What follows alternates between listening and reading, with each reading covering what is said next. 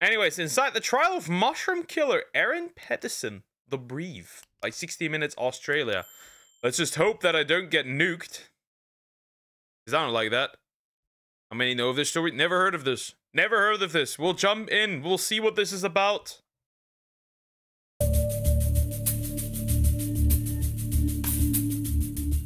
I just can't fathom what has happened. I just can't fathom what has happened.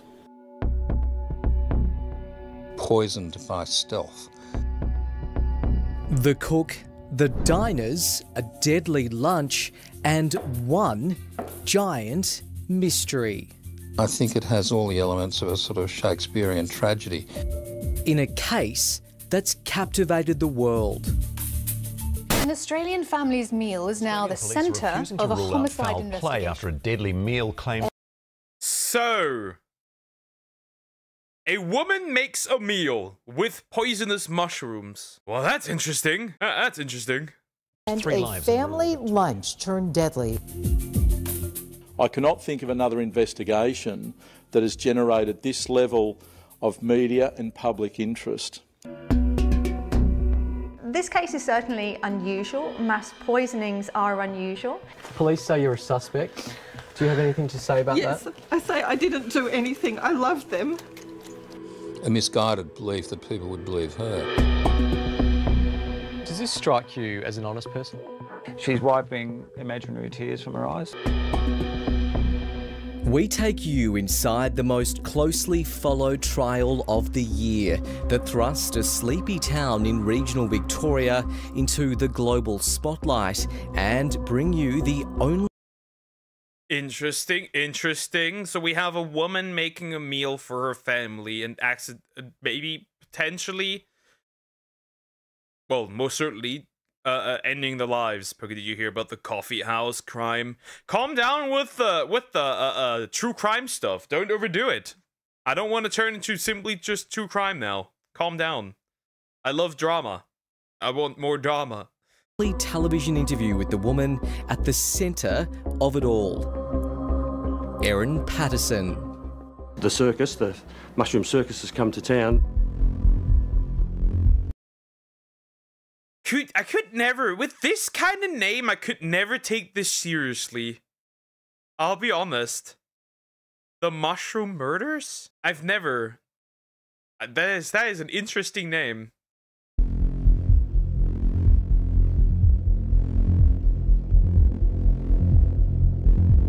This story doesn't begin with a deadly beef Wellington meal.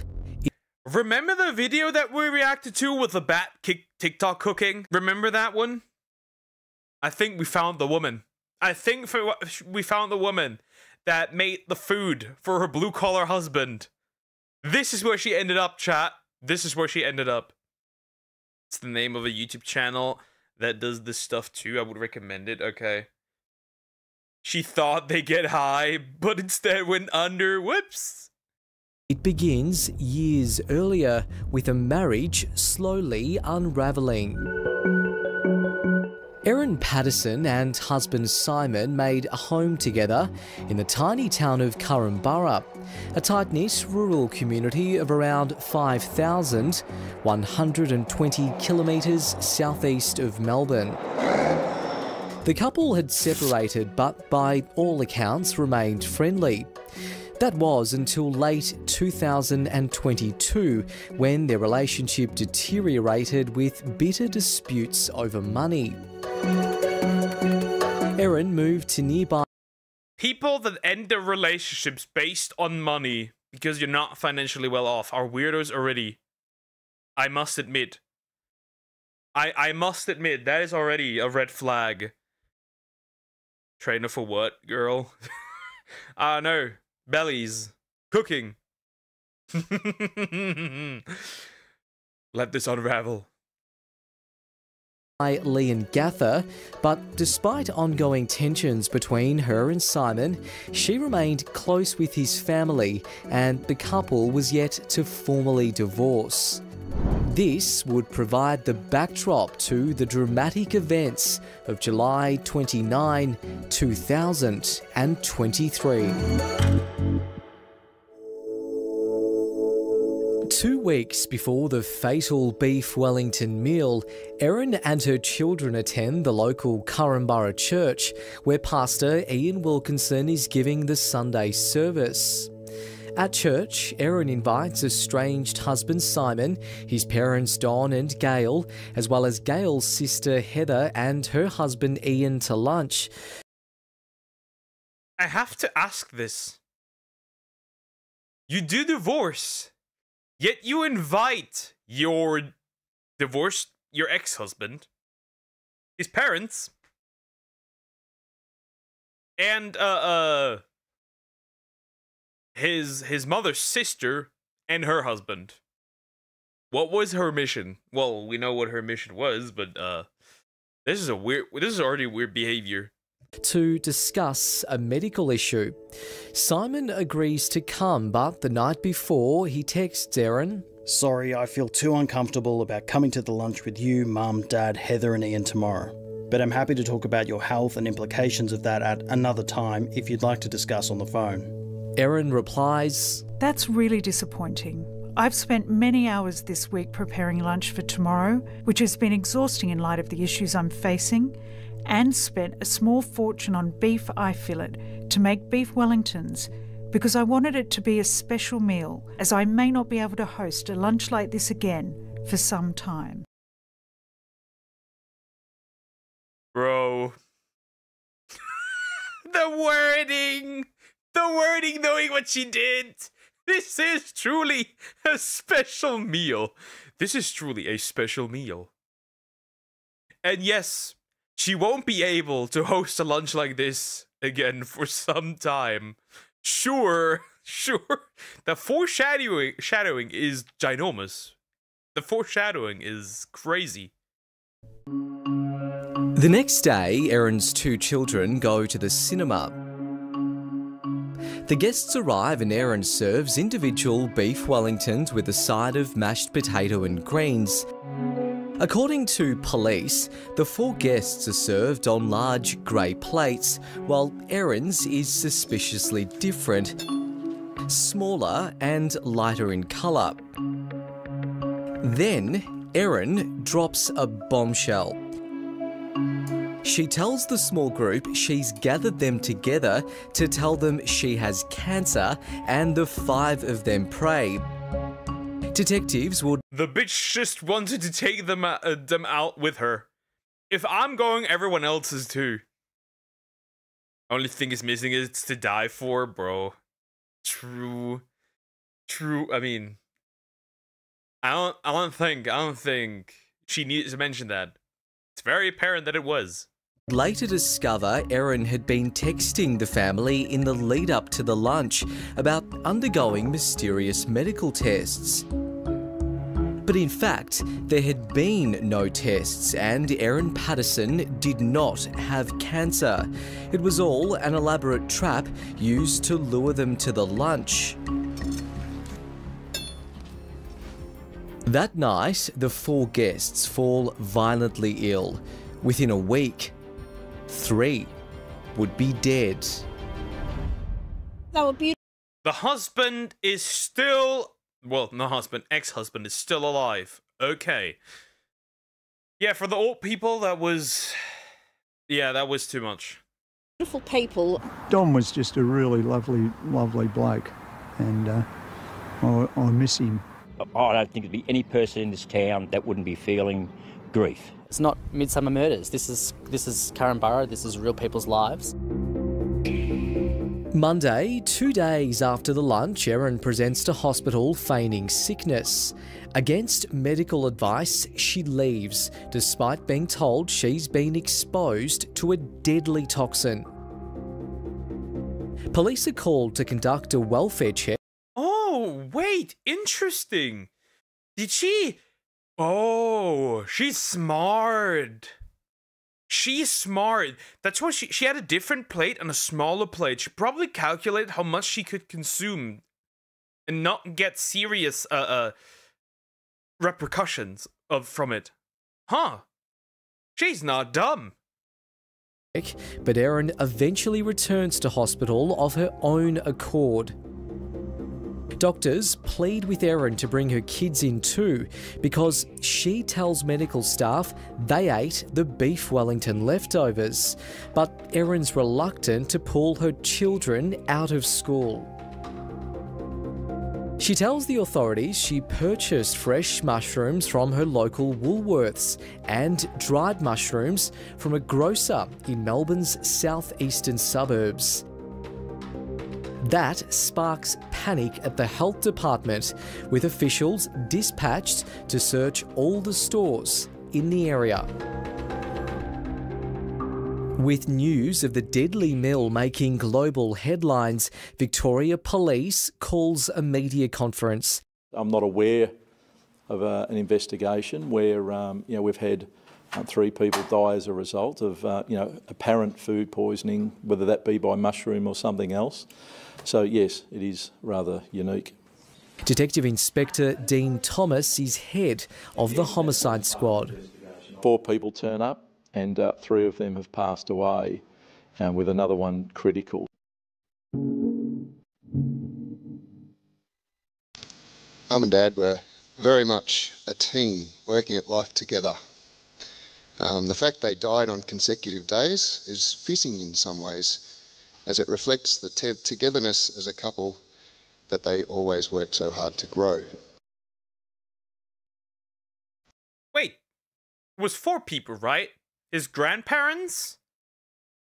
Okay, never mind. It was two were survived. 2 survived. Okay, never mind. 2 people survived. I forgot. So the husband survived, and the husband of his mother's sister, I think, survived too. The deaths left a tight-knit town broken. Don, Gail and Heather, pillars of their local Baptist church. Yeah, I think the whole community's very sad. Don and Gail were terrific grandparents and parents, and it's just an absolute tragedy. Simon Patterson paid tribute to his late parents at a public memorial. They would always wave goodbye when they parted ways. It's partly because one day would be the last wave. Mum's final text message on our family group chat as she lay in Dandenong Hospital was, "Lots of love to you all."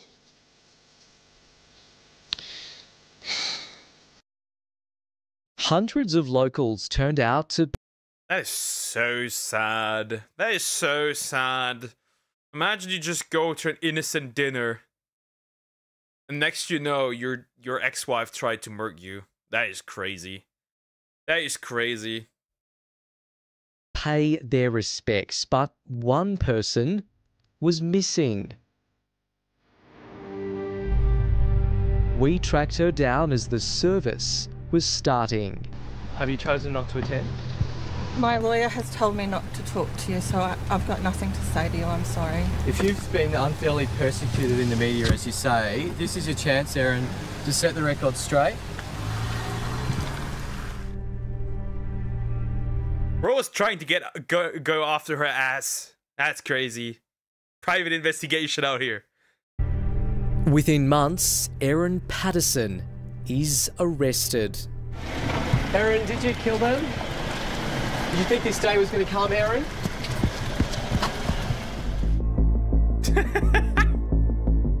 Months before the murders, Erin Patterson's phone was traced to this area, known for growing death cat mushrooms. It's only a short drive from Erin's place, and according to those phone records, she spent precisely 25 minutes here. Just enough time to pick her poison. A day earlier, a post went up on this citizen science website listing a sighting of the poisonous fungi in that same area. Erin's computers previously accessed that site to look at other death cap locations. See, she didn't answer any questions. She had no way of disproving that she didn't do anything dangerous, right? Technically, She could have had receipts. She didn't have any when she bought them. I don't know how common it is to get receipts in Australia. I would assume that that's also normal there. Second of all, autopsy. They can just look at it and realize that probably.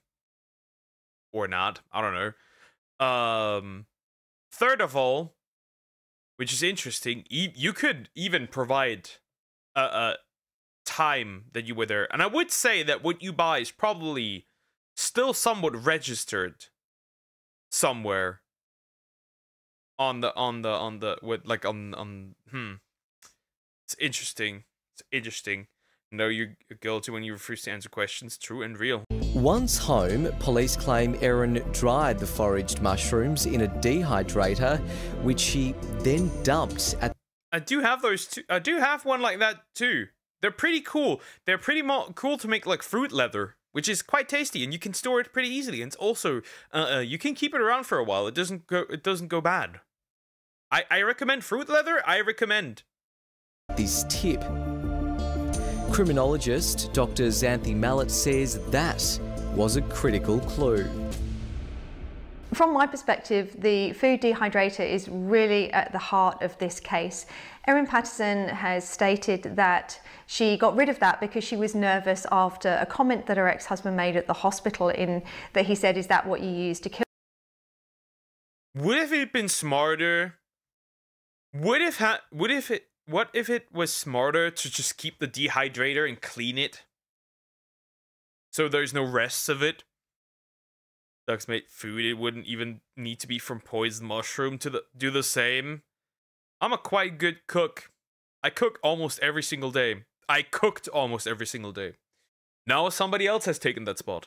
So you're wrong, Shadow Eclipse, but I can make quite a toxic meal for you if you want. Kill them, and that kind of made her get rid of it through fear that she would be suspected. Erin had multiple phones, secretly swapping SIM cards between devices as police were raiding her home. Erin factory reset one...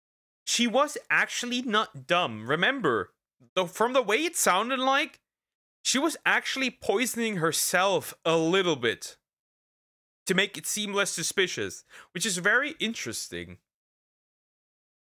Phone multiple times, including remotely, after detectives seized the device. Her main mobile has never been recovered, despite intense searches of her property. Interestingly, the research suggests that most homicides committed by women tend to be by poisoning. So there's always a hope you won't be detected. Criminal psychologist Tim Watson-Munro. So, if I make a woman mad, does that mean the first thing to not do is eat any food that she made or drink any drink that she was close to? Huh. Okay, that's good advice. That's good advice. I need to remember that. Has come face to face with countless killers. Not speaking about Erin Patterson, I've not examined her, but they weigh up the odds. And in some cases, the hatred of the deceased is so strong, it overwhelms logic. And by and large, you know, these people think they are more clever than they really are. And they think they will get away with it. They don't understand how sophisticated forensic techniques are. In the days after the lunch, Erin Patterson was spinning a web of lies to conceal an evil plan. That charade continued when she spoke with me just over there, outside her Lee and Gather home. It was her only television interview. Were they tips from the property area? I just ask you just to leave me alone now, please.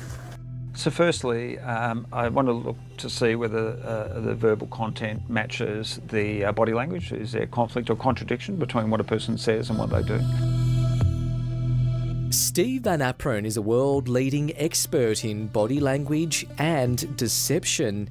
He's worked with police on more than 80 homicide investigations. I mean, it's very apparent that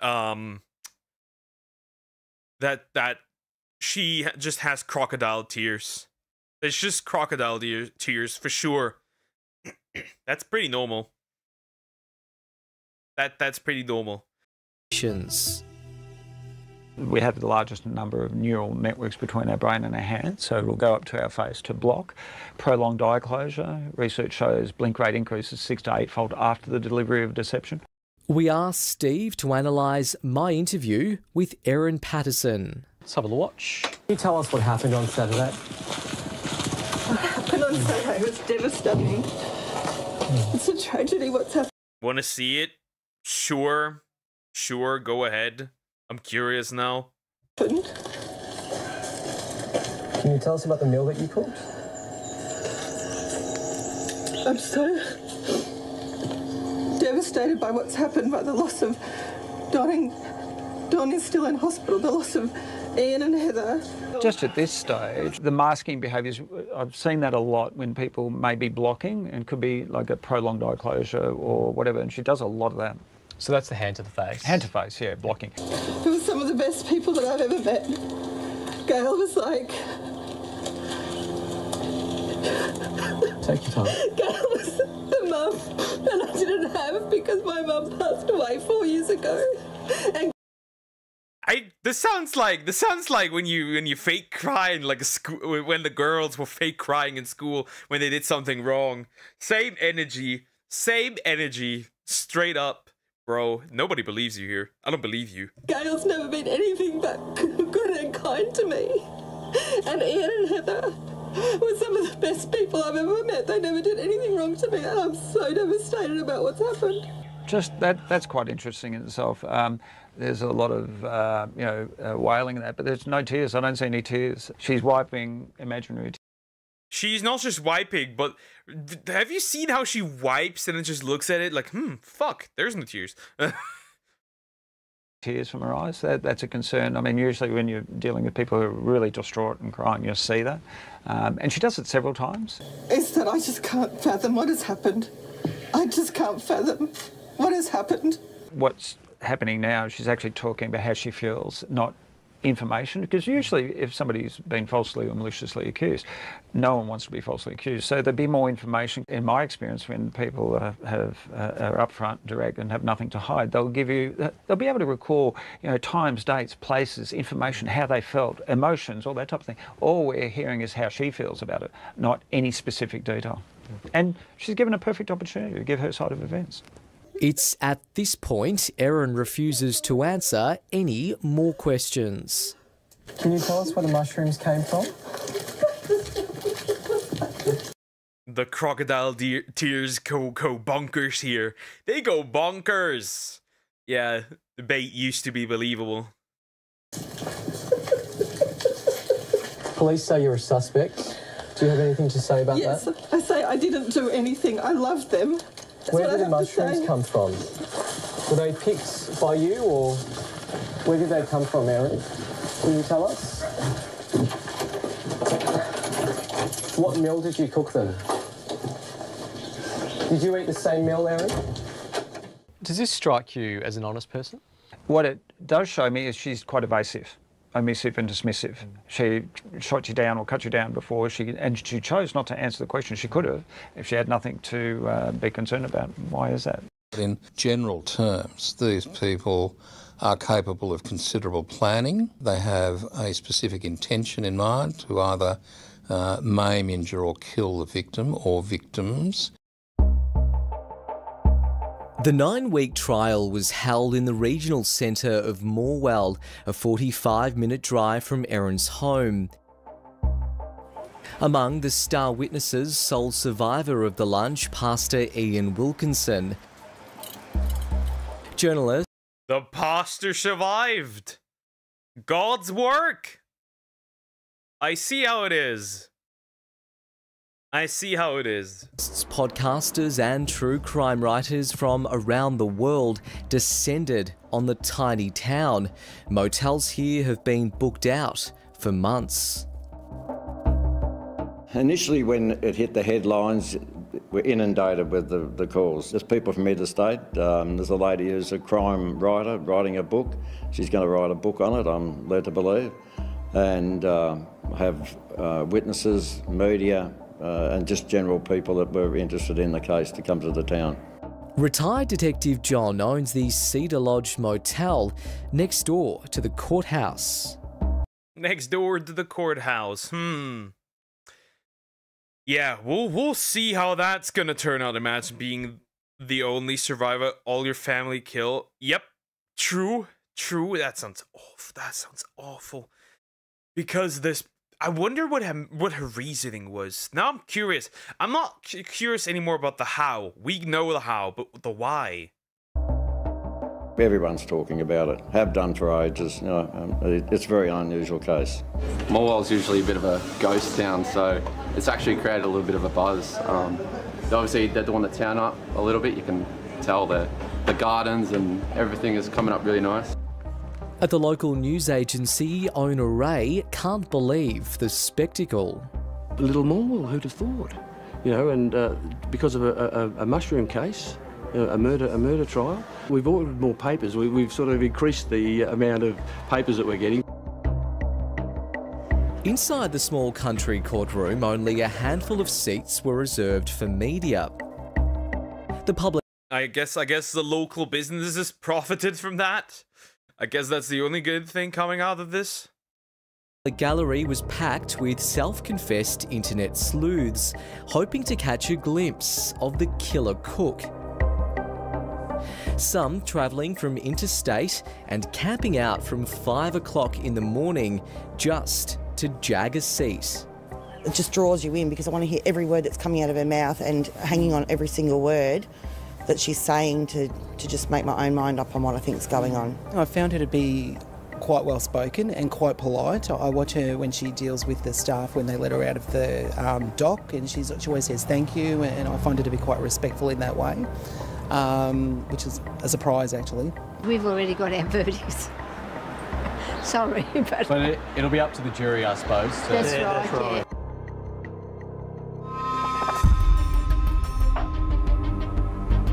Yeah. Well, that bitch gotta go to jail. Straight up, lifelong prison. There is no argument about that. The evidence I shall give will be the truth, the whole truth, and nothing but the truth. In a shock 11th hour twist, Erin Patterson announced she would be taking to the witness box. It's an unusual move, given accused people in Australia aren't compelled to speak during their trial. Rather, it's up to prosecutors to prove the case. We're about to take you inside Courtroom 4.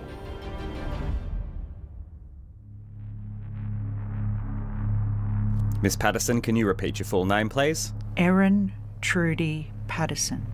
And how old are you? 50.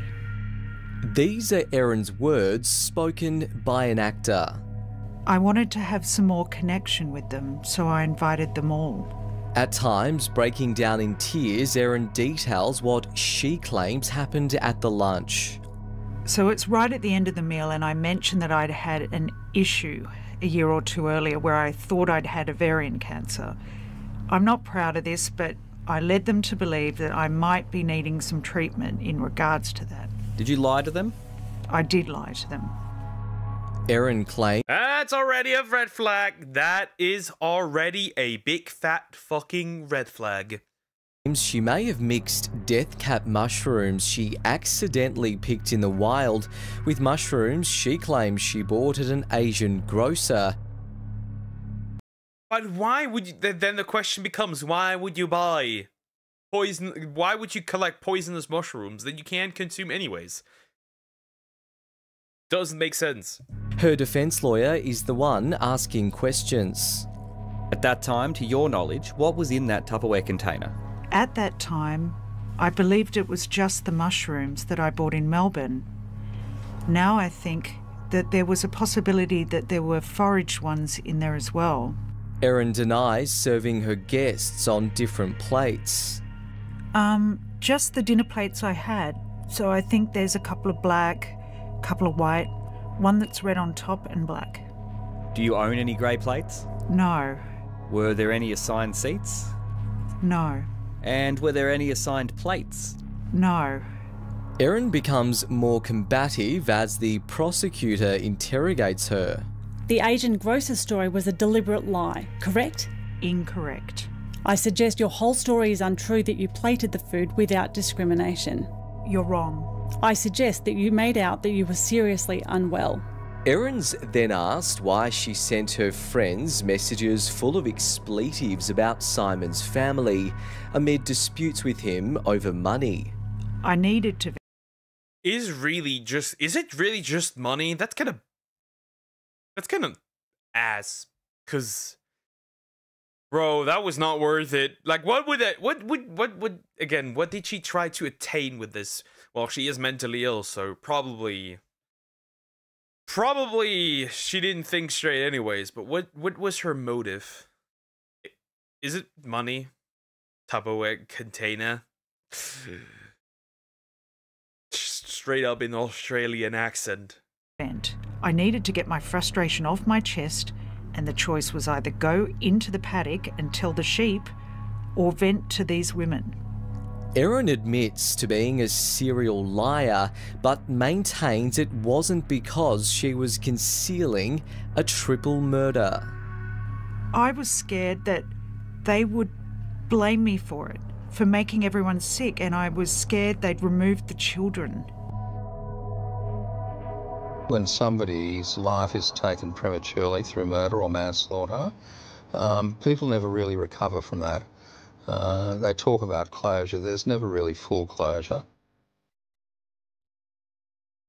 As Mum and Dad lay in comas in the Austin Hospital in their final days, and each day we were unsure whether they would recover or not, it was comforting to know that when we said, "See you later," we knew it was true.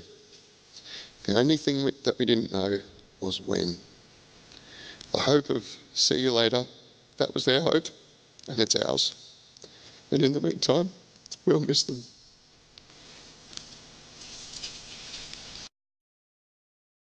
There remains one lingering question.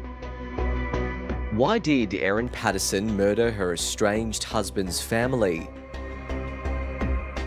I just realized there's some audio issues. It gets muffled.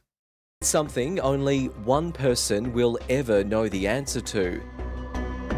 And whatever it was that drove Erin Patterson to cook her now infamous mushroom meal and serve it to the people closest to her, she will now pay the ultimate penalty. After a 9-week trial, the jury of 12 handed down its verdict: guilty on 3 counts of murder and 1 of attempted murder. I'm devastated. I love them. And I can't believe that this has happened, and I'm... Nobody. The way that she speaks so formally just seems silly in comparison. Like, it seems so silly to compare to what she had done. Wow, I'm so devastated.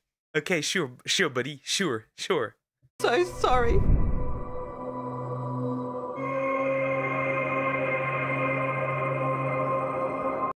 Well, anyways, that's the end. That was interesting to look at. That was interesting. Yeah. What do we learn from this? Maybe we should have a pre-tester for food for your crazy ex-husband. Real cry, father. No, that's not a real cry. That's crocodile tears. It's just crazy. It's just crazy. Never let a crazy ex-wife cook for you. Or ex-girlfriend or whatever. That's the story we'll learn. Like, comment, and subscribe.